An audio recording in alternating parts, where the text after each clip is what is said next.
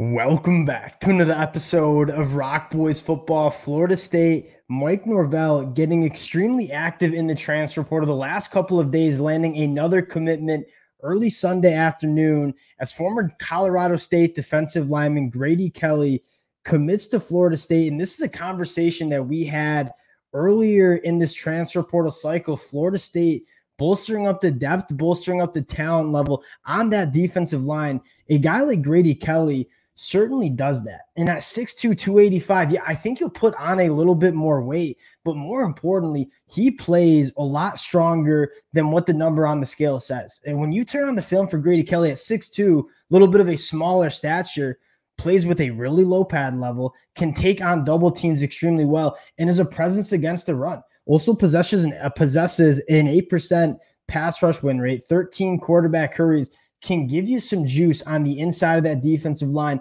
in the pass rush as well. Another massive piece on the defensive line. Want to talk a little bit about Grady Kelly, what he brings to this Florida State defense. Want to talk a little bit about Earl Little Jr., who they landed yesterday. We didn't get a chance to give you guys some of my takes on him, I should say. And then talk about a couple other transfer portal targets that I think need to be top priorities for Florida State over the next couple of days, guys that have been on campus looking for Florida State to lock in commitments from. Before we get into it, just want to say thank you to you guys and a sincere thank you to the Florida State fans. We talked Jaylen Brown yesterday. The amount of kind words you guys shared in the comment section was absolutely awesome. That stuff means a ton for me. You guys have been rocking with the fellas for months now. Cannot thank you guys enough. If y'all do enjoy the content, you enjoy the updates, consider subscribing to the channel. Appreciate you guys. And without further ado, let's get into Grady Kelly. Talk a little bit about what he brings to this Florida State defense. And I want to go back to the conversation that we've had in terms of Mike Norvell and this Florida State staff extremely successful in their evaluation of guys out of the transfer portal, and specifically on that defensive line and guys that are coming from the FCS Group of 5 ranks and making that jump to the Power 5 conference, right? Last cycle, they go out and get Braden Fisk from Western Michigan. He turned out to be an absolute stud for Florida State on that defensive line. Obviously, 2 cycles ago, they go out and get Jared Verse from Albany. We all know what happened with Jared Verse. Mike Norvell and this Florida State staff do a phenomenal job of evaluating defensive linemen, especially from those lower levels of college football, and identifying the guys that they can come into Florida State and make a massive impact. And a guy like Grady Kelly, it makes you feel more comfortable about him making that jump as well. Because again, a proven track record in the evaluation of these defensive linemen out of the portal is certainly there for Mike Norvell and the staff. Now, Grady Kelly specifically, a guy that I don't think will necessarily be a stat stuffer for Florida State on defense. He had 6.5 tackles for loss, 1.5 sacks, 13 quarterback hurries, 9 run stops. What I think Grady Kelly brings to Florida State, at least in his first year with this program, is a guy that is kind of the unsung hero of this defensive line. Whether he's starting, whether he's a rotational piece, at 6'2", 285, I think he probably gets up to 300 pounds. He's gained weight every single year he's been at Colorado State. I think he came in around 265.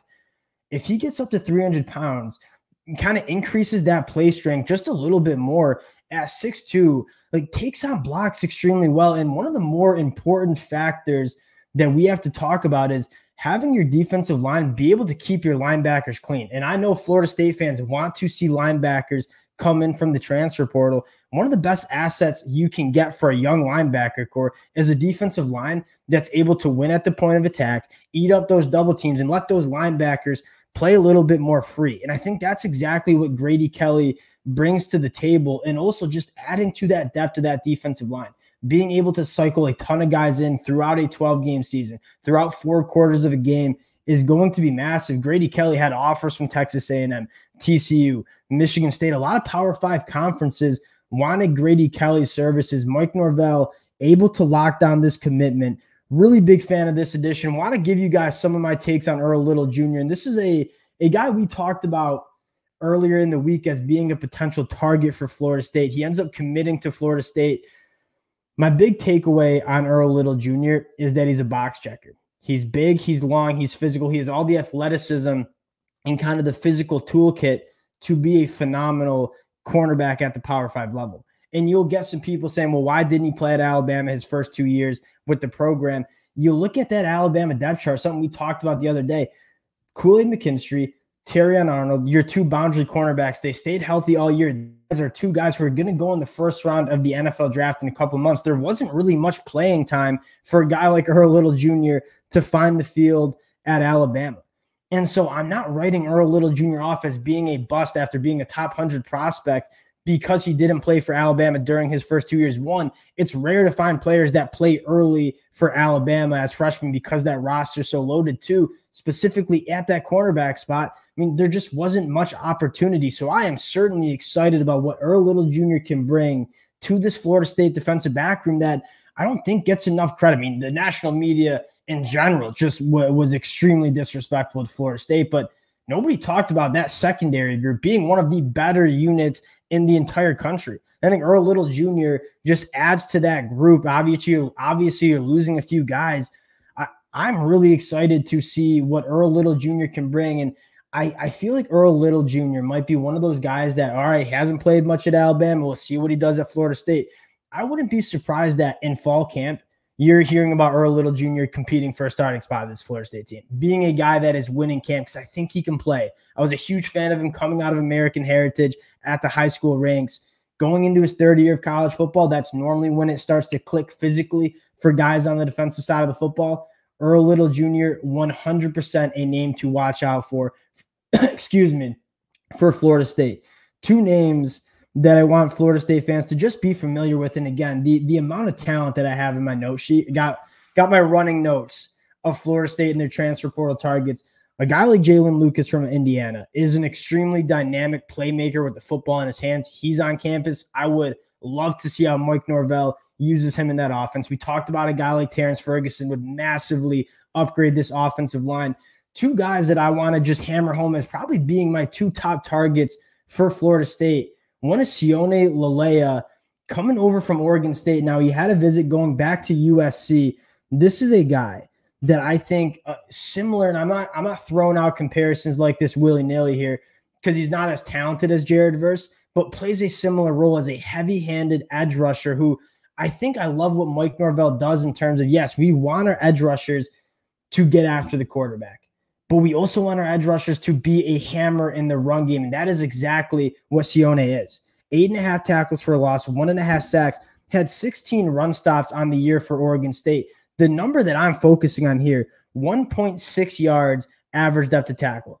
And what that number really says is, where are you making your tackles as a defensive end in college football? And 1.6 yards down the field, that's telling me that he's making a lot of his plays at or behind the line of scrimmage. He takes on blocks well, he stacks and sheds, and he makes plays on running backs, and you don't get outside of him. Again, one of the main assets for Jared Verse, he was a phenomenal pass rusher. I always thought he never got enough credit for what he did in the run game. I mean, when you ran to Jared Verse's side, it was tough sledding because he took on blocks extremely well. He dogged guys into the backfield, dogged opposing tackles into the backfield. A guy like Sione, I think, can bring that physical presence on the edge in the run game, but also a guy that had 24 quarterback hurries in 2023, a guy that can get after the passer as well. The last guy I want to talk about, and someone that we've talked about before, and I think just needs to be a top target for Florida State, is Niki Hill-Green at that linebacker spot. You watch those Florida State linebackers against Georgia, and I get that defensive line didn't do those linebackers any favors. They're young. I'm extremely excited about what they can be, but I think a lot of Florida State fans watched those young linebackers play and said, we need to add at least a somewhat of a floor in terms of what we have at the linebacker position. A guy that's played a ton of football, that's played it at a high level. I'm very familiar with Niki Hill-Green as a Michigan fan. Started his career at Michigan, a guy that started games for Michigan and played at a high level and kind of just got phased out because Michigan hit on a guy from the transfer portal, hit on two young guys from the high school ranks. The fact that Niki Hill-Green had to transfer from Michigan had very little to do with him not being a good football player and more just looking for more opportunities. He goes to Charlotte, 9.5 tackles for loss, 70 tackles on the year was phenomenal for them during his year in 2023. You talk about adding a veteran linebacker that's seen a lot of football and has played at the Power 5 level and gives you that reliable kind of floor in that linebacker position group. I think Niki Hill-Green could certainly do that. I think he's a massive target. And again, I mean, the amount of talent that Florida State has on campus right now, Malik Benson there this morning, that cat from West Virginia I really like. We're going to see some more commitments. I'm really excited to continue to break down who is coming to Tallahassee. And at the end of the day, I mean, Mike Norvell is such a good evaluator and uses the transfer portal at such a high level. You're going to get good guys. And I'm really excited to kind of continue to recap what Florida State is doing in the portal. Again, appreciate you guys rocking with the boys. The support from the Florida State fans has been amazing. I love doing this. Can't thank you guys enough for rocking with. If y'all do enjoy the content, enjoy the updates, consider subscribing to the channel, and we'll talk to y'all later. Peace.